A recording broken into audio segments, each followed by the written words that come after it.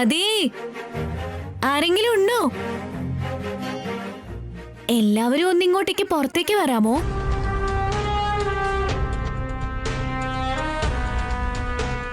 ഞങ്ങള് അകത്തേക്കൊന്ന് കേറിക്കോട്ടെ.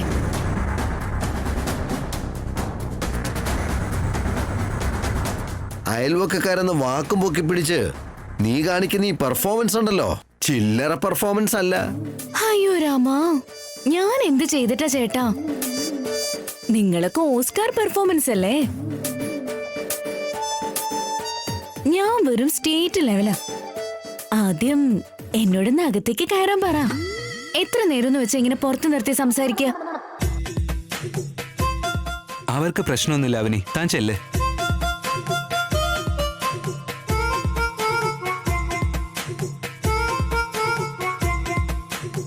നാളെ ഞാൻ ഞങ്ങളുടെ വീട്ടില് വരലക്ഷ്മി വ്രതം എടുക്കുന്നുണ്ട്. 11 വിവാഹിതരായ സ്ത്രീകൾക്ക് കാണിക്ക കൊടുക്കണം. ഇവിടെ 2 പേര്, വേദവതി അമ്മയും ചേർത്ത് 3. ബാക്കിയുള്ള 8 പേരെ ഞങ്ങള് പുറത്തുനിന്ന് വിളിച്ചോളാം. ആദ്യം നിങ്ങളെ ക്ഷണിക്കാന്ന് കരുതി വന്നതാ. വസന്ത ചേച്ചി, ഞാൻ കുറി തൊട്ടു തരാം.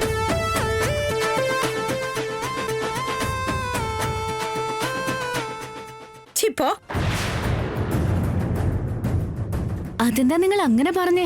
നീ ഇപ്പൊ വ്രതം എടുത്താ ഞങ്ങൾക്ക് എന്താ? അല്ല, ഉപ്പും ചാക്ക് എടുത്താ ഞങ്ങൾക്ക് എന്താ? ഞങ്ങൾ എന്തിനാ അങ്ങോട്ട് വരുന്നേ? ഇങ്ങനെയൊക്കെ നമ്മളെ എല്ലാവരെയും മയക്കി എടുക്കാന്ന് വിചാരിക്കുന്നുണ്ടാവും. ഞങ്ങൾ ആരും വരുന്നില്ല. ഇങ്ങനെ മര്യാദ ഇല്ലാതെ സംസാരിക്കല്ലേ. അയ്യേ, അയൽപ്പക്കത്തുള്ളൊരു കുട്ടി ഒരു ചടങ്ങിന് വിളിക്കുമ്പോ വരില്ലെന്നാണോ പറയുന്നേ? അയൽക്കാരും ഞങ്ങളും തമ്മിൽ അത്ര ചേർച്ചയിലൊന്നും അല്ല. ഞങ്ങൾക്കിടയിൽ ചില പ്രശ്നങ്ങളൊക്കെ ഉണ്ട്. എന്തൊക്കെ സംഭവിച്ചാലും ഞങ്ങൾ വരില്ല. വ്രതവും പൂജയും ഒന്നും അല്ല. നാളെ ഇനി അവിടെ ഒരാൾക്ക് വയ്യാന്ന് പറഞ്ഞ് കരഞ്ഞു വിളിച്ചു വന്നാലും ഞങ്ങൾ വരില്ല. ഞങ്ങളുടെ അമ്മയുടെ വാക്ക ഞങ്ങൾക്ക് അന്ത്യശാസനം. That's all your honour. ഞങ്ങൾ മാത്രമല്ല, ഞങ്ങളുടെ അമ്മയോ അങ്ങോട്ട് വരില്ല. നീ വെറുതെ ഇരുന്ന് ഓരോ ദിവാസ്വപ്നം കാണണ്ട. അമ്മ പൂജകൾ ഇഷ്ടപ്പെടുന്ന കൂട്ടത്തിലാ. വ്രതങ്ങളിൽ വിശ്വാസമുള്ളവര് അവരെന്തായാലും വന്നിരിക്കും. അമ്മയുടെ പ്രസാദം നീ കഴിപ്പിച്ചെന്ന് കരുതി ഇങ്ങനെ വ്രതങ്ങളുടെ സ്കീം ഇട്ട് അമ്മമ്മയോടെ അടുക്കാവെന്ന് കരുതുന്നുണ്ടാവും. ഇപ്പൊ അതൊന്നും വർക്കൗട്ട് ആവാൻ പോണില്ല. നിങ്ങളും ഞങ്ങളും തമ്മിൽ യാതൊരു ബന്ധവും ഇല്ലെന്ന് അവര് പറഞ്ഞതാ. ആവശ്യമില്ലാതെ ഓരോ ശ്രമങ്ങളും നടത്തി വെറുതെ അടി വാങ്ങിക്കണ്ട. എന്റെ അമ്മ എന്നെ അടിച്ചാലും ആശീർവാദം പോലെയാ എനിക്ക്. അമ്മ അവിടെ റൂമിലില്ല, അപ്പുറത്തെ ഹാളിലാ ഉള്ളത്. ഏട്ടാ, നമ്മുടെ കുലഗുരു നമ്മുടെ ജാതകങ്ങൾ പരിശോധിച്ച് വിളിക്കാന്ന് പറഞ്ഞിരുന്നു. ഇതുവരെ വിളിച്ചില്ല. നമുക്ക് ഗുരുവിനെ അങ്ങോട്ടൊന്ന് വിളിച്ചു നോക്കിയാലോ? ഇന്നും കൂടെ നോക്കിയിട്ട് നാളെ വിളിക്കാം. അതെ,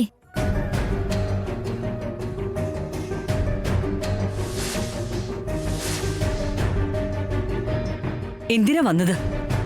പുതുതായി കല്യാണം കഴിഞ്ഞവരാ ഞങ്ങള്. എന്നുവെച്ചാ ഞങ്ങളുടെ കല്യാണം എന്നോ കഴിഞ്ഞിട്ടുണ്ടെങ്കിലും എന്റെ ഭർത്താവിന്റെ കുടുംബം അത് ഈ ഇടയ്ക്കാ അറിഞ്ഞത്. അതാ ഞാൻ അങ്ങനെ പറഞ്ഞത്. നാളെ ഞാൻ വരലക്ഷ്മി വ്രതം എടുക്കുന്നുണ്ട്. നിങ്ങൾ വരണം. നിങ്ങളുടെ ആശീർവാദം ഞങ്ങൾക്ക് വേണം. ഞങ്ങള് വരൂന്ന് കരുതിയോ? ഞങ്ങളുടെ മുമ്പിൽ മുഖം കാണിക്കാൻ എങ്ങനെ നിനക്ക് ധൈര്യം വന്നത്? മുഖം മറച്ചു വെക്കേണ്ട അത്രയും വലിയ തെറ്റ് ഞാൻ അതിന് ചെയ്തിട്ടില്ലല്ലോ. തെറ്റ് ചെയ്തവര് ചെയ്ത തെറ്റിനെ എങ്ങനെ അംഗീകരിക്കുന്ന നീ പറയുന്നേ? ചെയ്തവരുടെ കാര്യം അതിന് എനിക്ക് അറിയില്ല. ചെയ്യാത്തവരാണെങ്കിൽ ഒരിക്കലും സമ്മതിക്കില്ല. നോക്കുമോളെ, നീ ഒരു പെണ്ണായതുകൊണ്ടാ നിന്നോട് അതിര് കടന്ന് ഞാൻ സംസാരിക്കാത്തത്. ഇടയ്ക്കിടയ്ക്ക് നീ ഞങ്ങളുടെ മുന്നിൽ വന്നിങ്ങനെ നിൽക്കുന്നത് എന്റെ ക്ഷമ പരീക്ഷിക്കുന്നുണ്ട്. ക്ഷമ നശിപ്പിക്കാനോ ദേഷ്യം പിടിപ്പിക്കാനോ വേണ്ടിയിട്ടല്ല, നിങ്ങളുടെ കൂടെ ജീവിക്കണമെന്ന് മാത്രമേ ഉള്ളൂ. നിങ്ങൾ ഞങ്ങളോട് ക്ഷമിക്കണമെന്നുള്ള ആഗ്രഹം മാത്രമേ ഉള്ളൂ. അത് നടക്കുന്ന കാര്യമല്ല. ആവശ്യമില്ലാത്ത സ്വപ്നങ്ങൾ വേണ്ട. വ്രതങ്ങളും പൂജകളും മനുഷ്യർക്കിടയിലുള്ള ദൂരത്തെയും തെറ്റിദ്ധാരണകളെയും കുറയ്ക്കുമെന്നാണ്. ദയവ് ചെയ്ത് എതിര് പറയരുത്. ഞങ്ങൾ എങ്ങോട്ടും വരുന്നില്ല. എന്താണെന്ന് വെച്ചാ ഞങ്ങൾ വളരെയധികം വിഷമത്തിലുള്ളത്. എന്തുപറ്റി? ഞങ്ങൾ എത്രയോ സ്നേഹം കൊടുത്ത് വളർത്തിയ ഞങ്ങളുടെ മകനെ ഒരു പെണ്ണ് വന്ന് അങ്ങ് വശീകരിച്ചെടുത്തു. ഞങ്ങളുടെ മകൻ അവളെ കണ്ടു മയങ്ങി അവളുടെ വലയില് വീണ് അവളുടെ പുറകെ തന്നെ അങ്ങ് പോയി. ഞങ്ങൾ എത്രയോ സ്നേഹം കൊടുത്ത് വളർത്തിയ ഞങ്ങളുടെ മകനെയും ഞങ്ങളെയും തമ്മിൽ എന്നേക്കായിട്ട് അകറ്റി. ഒരു കാലത്തും ഗുണം പിടിക്കില്ല. വ്രതങ്ങളും പൂജകളും നടത്തിയതുകൊണ്ട് മാത്രം അവള് ചെയ്തത് പാപമല്ലാതാവില്ല.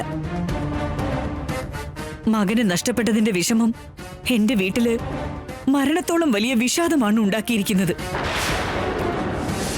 ആ സങ്കടം അനുഭവിക്കുന്ന അച്ഛനമ്മമാർക്ക് മാത്രമേ മനസ്സിലാവൂ. നിന്നെപ്പോലുള്ളവർക്ക് മനസ്സിലാവില്ല. ഇങ്ങനെയുള്ള സമയത്ത് ഞങ്ങൾക്ക് എങ്ങനെ വരാൻ പറ്റും? സന്തോഷത്തോടെ എങ്ങനെ നിൽക്കാൻ പറ്റും? അതേതാ പെൺകുട്ടി? ആ ഒരുത്തി ഉണ്ട്. ഞങ്ങളുടെ മുന്നിൽ നല്ലവളായിട്ട് അഭിനയിച്ച് പുറകിന്ന് കുത്തിയവള്. അവളുടെ ഉള്ളിലുള്ള നന്മ ചിലപ്പോ നിങ്ങൾ തിരിച്ചറിയാത്തതാണെങ്കിലോ? ഞങ്ങളത്ര വിഡ്ഢികളൊന്നും അല്ലല്ലോ. ശരി, ആയിക്കോട്ടെ. നിങ്ങളുടെ വീട്ടിൽ നടന്ന പ്രശ്നത്തിന് എനിക്ക് എന്ത് ചെയ്യാൻ പറ്റും? ഞാൻ അയൽവക്കത്തുള്ളതല്ലേ. എന്റെ ക്ഷണം നിങ്ങൾ തട്ടിക്കളയരുത്. മുറിവിൽ എരിവ് തേക്കുന്നത് നിനക്ക് ഒത്തിരി സന്തോഷമുള്ള കാര്യമാണല്ലേ? അതുകൊണ്ടല്ല അമ്മേ. എന്നെ അങ്ങനെ വിളിക്കരുത്. അമ്മേ, ദയവേത് ഞാൻ പറയുന്നൊന്ന്. വായടക്കടാ. അമ്മ എന്ന വാക്കിന്റെ വില കളഞ്ഞവനാ നീ. ഇനി എന്നെ അങ്ങനെ വിളിക്കരുത്. നിങ്ങൾ എന്തൊക്കെ നാടകം കളിച്ച് വിളിച്ചാലും ഞങ്ങൾ വരില്ല. ഇറങ്ങി പോകുന്നുണ്ടോ? ഞങ്ങൾ അയൽ വീട്ടിലെ ഫംഗ്ഷന് വന്നു കഴിഞ്ഞാ അവിടെ ക്ഷണം സ്വീകരിച്ചെത്തിയവര് നിങ്ങളുടെ മകൻ എന്താ ഇങ്ങനെ ചെയ്തെന്ന് അവര് ചോദിക്കും. അത് സഹിക്കാനാവില്ല. അതുകൊണ്ട് നിങ്ങൾക്കുള്ള ബന്ധുക്കളെ നിങ്ങൾ വിളിച്ചോളൂ. ഏട്ടാ, നിങ്ങൾ വിഷമിക്കരുത്. വ്രതം നടത്താൻ ഞാൻ ഉറപ്പായിട്ടും വിവാഹിതരായിട്ടുള്ള 11 പേരെ കൊണ്ടുവന്നിരിക്കും. നിങ്ങള് വീട്ടിലേക്ക് പൊയ്ക്കോളൂ. ഞാനൊന്ന് പുറത്തു പോയിട്ട് തിരിച്ചു വരാം.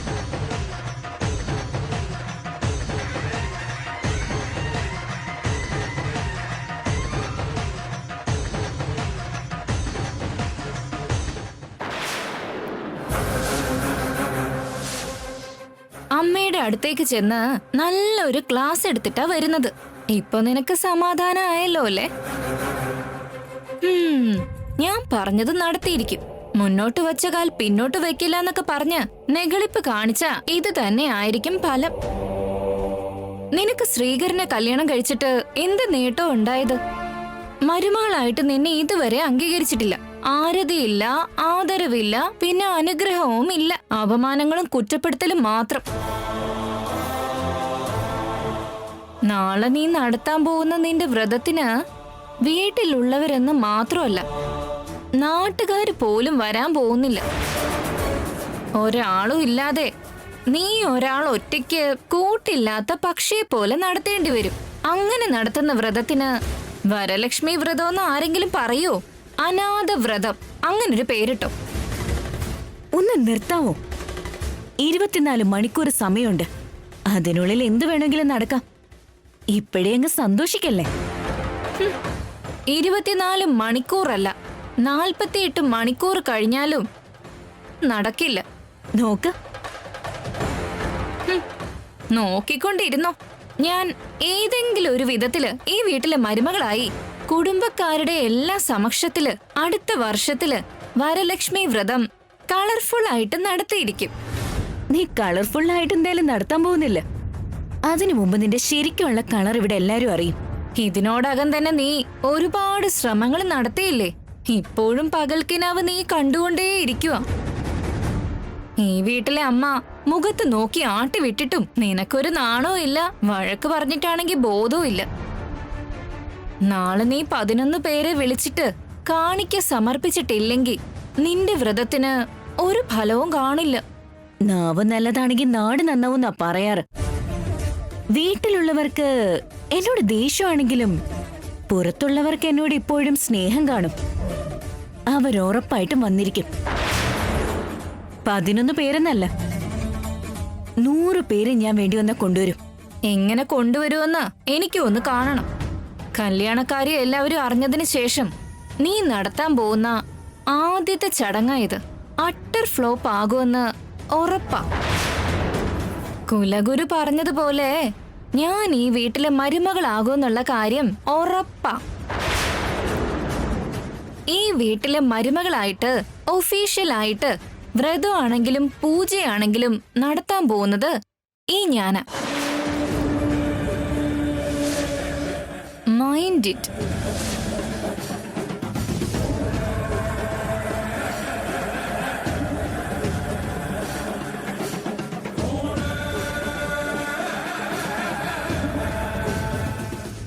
ഇവിടുത്തെ മരുമകളായി ഞാൻ ഒതുങ്ങി നിൽക്കുമ്പോഴും ഈ നിഹാരിക വല്ലാതെ നെകളിക്കുന്നുണ്ട്. കുലഗുരു പറഞ്ഞതുപോലെ നിഹാരിക ശരിക്കും ഇവിടുത്തെ മരുമകളാകുമോ? അങ്ങനെ ഒരു അവസരം അവൾക്കുണ്ടാവുന്നത് എങ്ങനെയായിരിക്കും?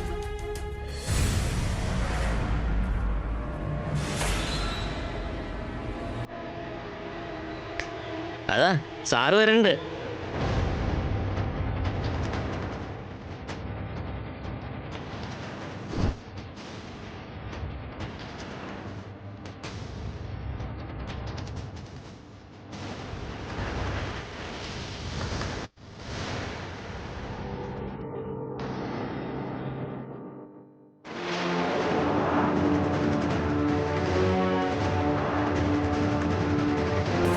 നമസ്കാരം സാറേ. നമസ്കാരം സാറേ. നമസ്കാരം മോനെ. ആ എല്ലാവർക്കും സുഖമാണോ? നിങ്ങളുടെ ദയ കൊണ്ട് എല്ലാവരും സുഖമായിട്ടിരിക്കുന്നു. ഞാൻ എന്ത് ചെയ്തിട്ടാ? എല്ലാം ആ ദൈവാനുഗ്രഹമാ. സബ്കാ മാലിക് ഏക് ഹേ. ഞങ്ങളുടെ കൺമുന്നിൽ കാണുന്ന ദൈവം നിങ്ങളാണ് സാറേ. വിശന്നിരിക്കുന്നവർക്ക് നിങ്ങൾ ബിരിയാണി കൊടുക്കും, പ്രയാസപ്പെടുന്നവർക്ക് നിങ്ങൾ കയ്യിലുള്ളത് വാരിക്കോരി കൊടുക്കും. നിങ്ങളെപ്പോലെ വലിയ മനസ്സുള്ള ഒരാൾ ഓരോ നാട്ടിലും ഉണ്ടെങ്കിൽ നമ്മുടെ രാജ്യം തന്നെ നന്നാവും സാറേ. പണ്ട് എല്ലാവരും കർണനെ കുറിച്ച് പറയുമായിരുന്നു, ഇപ്പോ കിട്ടു സാറിനെ കുറിച്ചാ പറയുന്നത്. വലിയ മനസ്സാ സാറേ നിങ്ങൾക്ക്. നിങ്ങളെപ്പോലുള്ളവര് 100 വർഷം ജീവിക്കണം. ഞങ്ങളെല്ലാവരും നിങ്ങൾക്ക് ജന്മദിനാശംസകൾ നേരുന്നു സാറേ. Thank you so much. ഞങ്ങളുടെ എല്ലാവരുടെയും പ്രാർത്ഥനയുണ്ടാവും ഇനി ഇതിലും വലിയ കോടീശ്വരനാവും സാറേ. ഈ ലോകത്തിലെ തന്നെ നമ്പർ 1 കോടീശ്വരൻ നിങ്ങളായിരിക്കും. Richest person in the world എന്ന് നിങ്ങളെ കുറിച്ച് എല്ലാവരും പറയണം സാറേ. ഷുവർ. പക്ഷേ എപ്പോഴും നിങ്ങളുടെ സ്നേഹം എനിക്കിങ്ങനെ കിട്ടിക്കൊണ്ടേയിരിക്കണം. എന്റെ ജന്മദിനത്തിന്റെ ഭാഗമായി നിങ്ങൾക്കെല്ലാവർക്കും ഞാൻ തരാൻ പോകുന്ന സമ്മാനം എന്താണെന്ന് അറിയോ?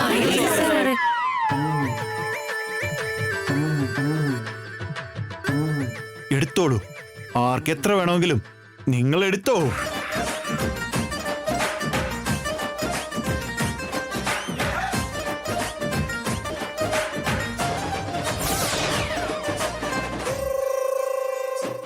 ആർക്കെത്ര വേണമെങ്കിലും എടുത്തോ.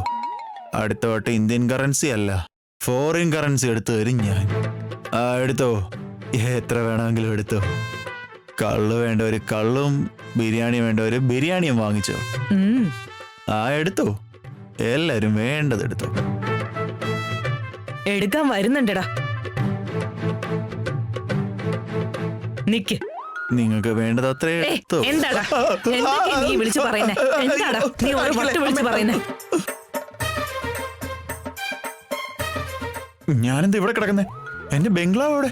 എന്റെ കാർ എവിടെ? എന്റെ ചുറ്റും ഉണ്ടായിരുന്ന ആൾക്കാരെവിടെ? എന്നെ അടിച്ചത് എന്തിനാ സൂരമ്മ? എടാ, നിനക്ക് ബംഗ്ലാവും കാറും ഒക്കെ വാങ്ങണമെങ്കിൽ ഒരു ജന്മം കൂടി വേണ്ടി വരും. പണം എറിഞ്ഞു കൊടുക്കണ പോലെ സ്വപ്നം കാണുമായിരുന്നല്ലേ?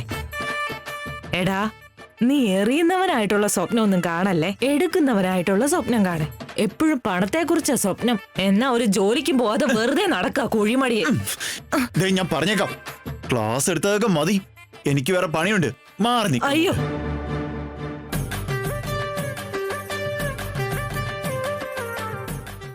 നോക്ക്, ഞാൻ സ്വപ്നത്തിലല്ല ശരിക്കുള്ള ജീവിതത്തിലും കോടീശ്വരനാകും. നിങ്ങളെ നോക്കിക്കോ. ഓലക്കുണ്ടാക്കോ, ഒന്ന് പോയടാ പോ. അയ്യോ, അപ്പോഴേക്കും സൂര്യനൊക്കെ ഉദിച്ചോ? അതിന് നിന്നെ കാത്തു നിൽക്കണോ? മരുമോനെ, ഇവൻ എത്ര കാലം ഇങ്ങനെ തെക്ക് വടക്ക് നടക്കും? ഇവനും കൂടെ ഒരു ഓട്ടോ വാങ്ങിച്ചു കൊടുത്താ ആ ജോലിയും കൂടെ ഇവൻ ചെയ്യില്ലേ? ഒരാളെ നമുക്ക് വിശ്വാസം ഉണ്ടെങ്കിൽ എന്ത് വേണമെങ്കിലും വാങ്ങിക്കൊടുക്കാം. എല്ലാരും നിങ്ങളുടെ മോനൊരു തെമ്മാടി ആയിട്ടുണ്ട്.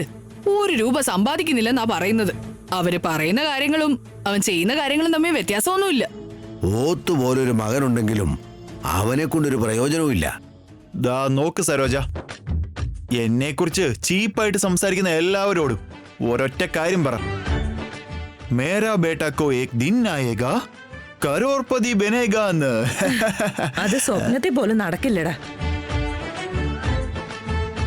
ഇവർ ഇന്ന് ഞാൻ നോക്ക് സുരി, എന്റെ പേര് സൂര്യയല്ല, സൂരമ്മ. ജീവിച്ചിരുന്ന കാലത്ത് എന്റെ മുത്തശ്ശൻ നിങ്ങളെ സുരി സുരി എന്നല്ലേ വിളിച്ചോണ്ടിരുന്നത്. ഞാനിപ്പോ അതൊന്ന് കണ്ടിന്യൂ ചെയ്തതാ. കാര്യം എന്താന്ന് പറയടാ. ആരൊക്കെ വിശ്വസിച്ചാലും ഇല്ലെങ്കിലും, ഇനി ആരൊക്കെ എന്നെ മനസ്സിലാക്കിയാലും ഇല്ലെങ്കിലും, നീ വിശ്വസിക്കണം സൂരി. ഞാൻ എന്തെങ്കിലും ഒരിക്കൽ വലിയ ഒരാളാവും. അതാലോചിച്ച് വിഷമിക്കണ്ട. നിങ്ങളുടെ പേര് ഞാൻ നിലനിർത്തും. അതുപോലെ മതി മതി.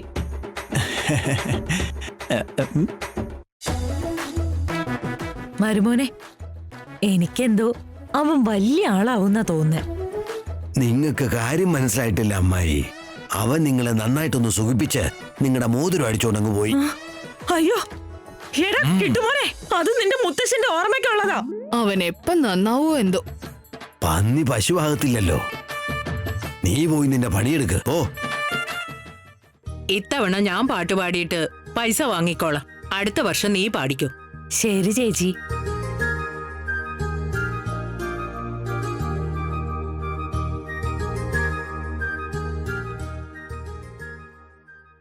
എല്ലാവർക്കും സുഖാണോ? ഞങ്ങൾ സുഖമായിട്ടിരിക്കുന്നു. എന്താ പ്രത്യേകിച്ച്? നാളെ ഞാൻ വരലക്ഷ്മി വ്രതം നടത്തുന്നുണ്ട്. നിങ്ങൾ എല്ലാവരും അങ്ങോട്ടേക്ക് വരണം. വേണ്ട അവനി. എന്തു പറ്റി? നീ ആ വീട്ടിലെ മരുമകളായതിനു ശേഷം എന്തെല്ലാം പ്രശ്നങ്ങൾ ഉണ്ടായെന്ന് ഞങ്ങൾക്കറിയാം. ഞങ്ങൾക്ക് എല്ലാവർക്കും വേദവതി അമ്മയോട് വലിയ ബഹുമാനമാണ്. അതുകൊണ്ട് ഞങ്ങൾ വരുന്നില്ല. ഒന്നും തോന്നരുതേ. അയ്യോ അതല്ലേ ചേച്ചി. ഞങ്ങൾക്ക് തിരക്കുണ്ട്, നീ പോവാൻ നോക്ക്. ചേച്ചി,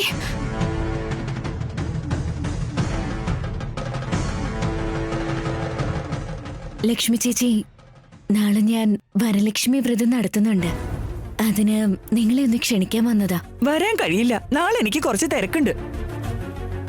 നാളെ എനിക്കും എന്റെ ഭർത്താവിനൊന്ന് പുറത്തു പോണം.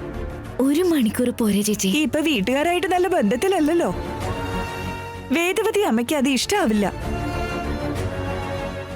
ഒന്ന് മനസ്സിലാക്കി ചേച്ചി. നീ അത് മനസ്സിലാക്കിയിട്ട് പൊക്കോ.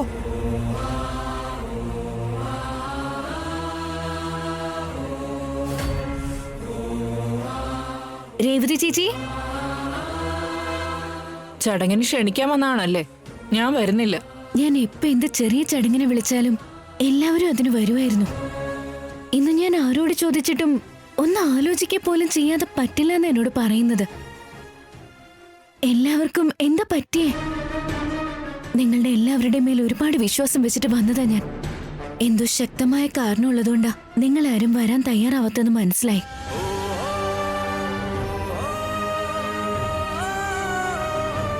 ഈ താലിക്ക് വേണ്ടിയല്ലേ ചേച്ചി ഓരോ പെണ്ണും ജീവിക്കുന്നത്? ഇതിനെ ആയുസുള്ള അത്രയും കാലം ഭദ്രമായിട്ട് സംരക്ഷിക്കണമെന്ന് എല്ലാവർക്കും ആഗ്രഹം കാണില്ലേ? ഞാനിവിടുത്തെ മരുമകളായെങ്കിലും ഇതിനിപ്പോഴും സംരക്ഷണമില്ല. അതുകൊണ്ടാ ഞാൻ നാളെ വ്രതം എടുക്കുന്നത്. നിങ്ങളെല്ലാവരും വരാത്തത് എന്തുകൊണ്ടാണെന്ന് പറ ചേച്ചി. നിങ്ങളോടുള്ള എന്റെ അപേക്ഷയാണിത്. നിന്നോട് ഞങ്ങൾക്ക് വലിയ സ്നേഹം മോളെ. നീ ഇങ്ങനെയൊക്കെ ചോദിക്കുന്നത് കൊണ്ട് ഞാൻ പറയാം. കുറച്ചു നേരം മുമ്പ് ഉണ്ടായത് എന്താന്ന് വെച്ചാ, ആവിനി വന്ന് വ്രതത്തിന് നിങ്ങളെ എല്ലാവരെയും ക്ഷണിക്കും. ക്ഷണം സ്വീകരിച്ച് നിങ്ങൾ ആരും വീട്ടിലേക്ക് വരരുത്. വേദവതി അമ്മ ഞങ്ങളോട് ഇത് നിങ്ങളെ എല്ലാവരെയും അറിയിക്കാൻ പറഞ്ഞു. മനസ്സിലായല്ലോ? ശരി മോളെ. ഞങ്ങളുടെ അച്ഛനെ അമ്മയും വഞ്ചിച്ചിട്ട് ശ്രീകരനെ കല്യാണം കഴിച്ച ആവനി ചടങ്ങിനെ ക്ഷണിക്കാൻ ഇപ്പൊ ഇങ്ങോട്ട് വരും. നിങ്ങൾ വരുന്നില്ല എന്ന് പറയണം. ഞങ്ങളും അതിന് കൂടുന്നില്ല. വന്നു കഴിഞ്ഞാ ഞങ്ങളുടെ അമ്മയുടെ ദേഷ്യം കാണേണ്ടി വരും. ഞങ്ങളുടെ അമ്മയെക്കുറിച്ച് നിങ്ങൾക്ക് അറിയാലോ. നോക്കിയും കണ്ടു നിന്നാ നിങ്ങൾക്ക് കൊള്ളാം. ഇത് ഞങ്ങൾ പറഞ്ഞതല്ല, അമ്മ പറഞ്ഞു വിട്ടതാ. ആ ആവണി ഇപ്പൊ വീട്ടില് ദുരാത്മാവിനെ പോലെ നടപ്പാ. അവളെ ഞങ്ങളുടെ അമ്മ മരുമകളായി അംഗീകരിച്ചിട്ടില്ല. പുറത്തൊരാളായിട്ടാ കാണുന്നത്. ഒരേ വീട്ടിലാണ് ഉള്ളതെങ്കിലും 2 കുടുംബമായിട്ടാ കഴിയുന്നത്. അവള് നിങ്ങളെ വന്ന് വിളിക്കും. അതും കേട്ട് അങ്ങോട്ട് കയറി വന്നാൽ അത് നിങ്ങൾക്ക് നല്ലതിനല്ല. ഇത് അമ്മ എല്ലാരെയും അറിയിക്കാൻ പറഞ്ഞു. അതാ നടന്നത്. എന്റെ അമ്മ അങ്ങനെ പറയില്ല. പറഞ്ഞോ അവരെ കൊണ്ട് പറയിപ്പിച്ചോ അതൊന്നും അറിയണ്ട. വന്നിട്ട് വെറുതെ നാണം കെടുന്ന എന്തിനാ? വേദവതി അമ്മയുടെ കുടുംബമായിട്ട് കളിച്ചിട്ട് ഞങ്ങൾക്ക് ഈ നാട്ടിൽ കഴിയാൻ പറ്റുമോ മോളെ? ഈ കോളനിയിൽ ഏത് വീട്ടിൽ ചെന്നാലും വരില്ലെന്നേ അവര് പറയൂ. വെറുതെ എന്തിനാ മോളെ? ഒന്നും തോന്നില്ലേ എന്നോട്? നീ പോവാൻ നോക്ക്. അതല്ല ചേച്ചി,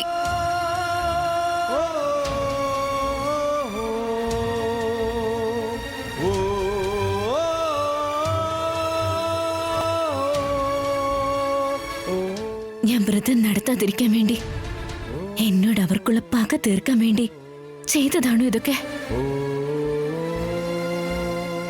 ഇനി ഞാനിപ്പോ എന്താ ചെയ്യാ? നാളെ 11 വിവാഹിതരായ സ്ത്രീകളെ ഞാൻ എങ്ങനെ അങ്ങോട്ടേക്ക് എത്തിക്കും?